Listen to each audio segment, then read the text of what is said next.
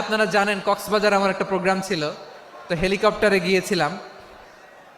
ফেনী জেলা যখন পার হচ্ছি আমি দেখলাম 3টা উইন্ড মিল চিনেন তো, বিশাল পিলার, 3টা 4টা পাখা থাকে, বায়ু বিদ্যুৎ কেন্দ্র, বাংলাদেশের প্রথম বায়ু বিদ্যুৎ কেন্দ্র এটা, মুহুরী প্রজেক্ট বলে এটার, সম্ভবত মুহুরী প্রজেক্ট।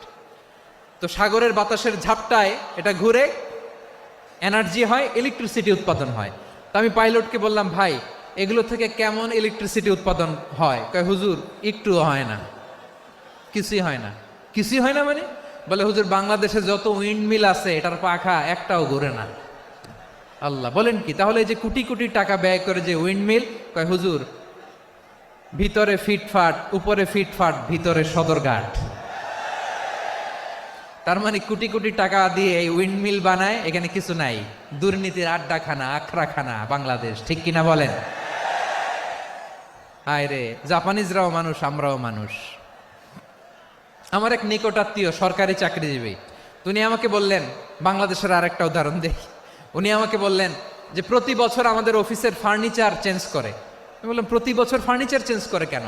বলে যে ফার্নিচার নতুন পারচেজ করলেই তো এখানে টাকা, নতুন কিনতে পারলেই টাকা, নতুন উন্নয়নের সবক শোনাতে পারলেই টাকা।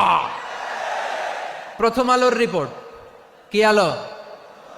প্রথম আলোর রিপোর্ট, গত 15 বছরে উন্নয়নের নামে লুটপাট হয়েছে প্রায় 3.25 লাখ কোটি টাকা।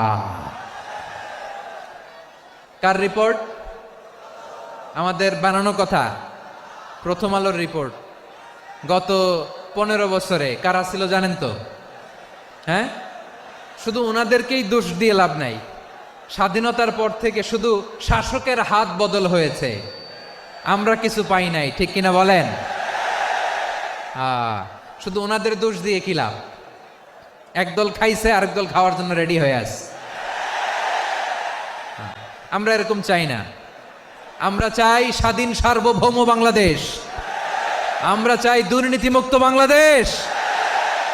আমি নিউজটা যে কতবার পড়লাম, এটা কি সম্ভব? 3.25 লাখ কোটি টাকা লুটপাট, মানে লুটপাট করতে করতে এদেশের জনগণকে ফুটপাতে বসায় দিচ্ছে। প্রিয় ভাইয়েরা, তাহলে জাপানের মানুষও মানুষ, আমরাও মানুষ। সিদ্ধান্ত আপনার, কোন মানুষ হবেন, ভালো মানুষ না খারাপ মানুষ? আজকের আলোচনার বিষয় হচ্ছে মানব সম্পদের উন্নয়ন, হিউম্যান রিসোর্স ডেভেলপমেন্ট।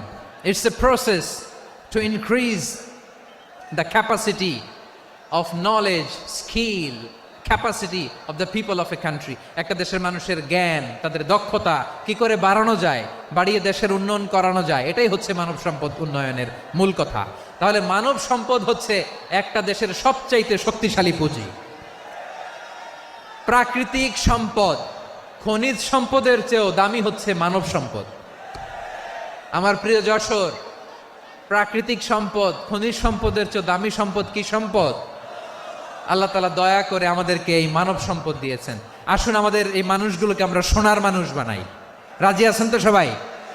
রাজি আছেন?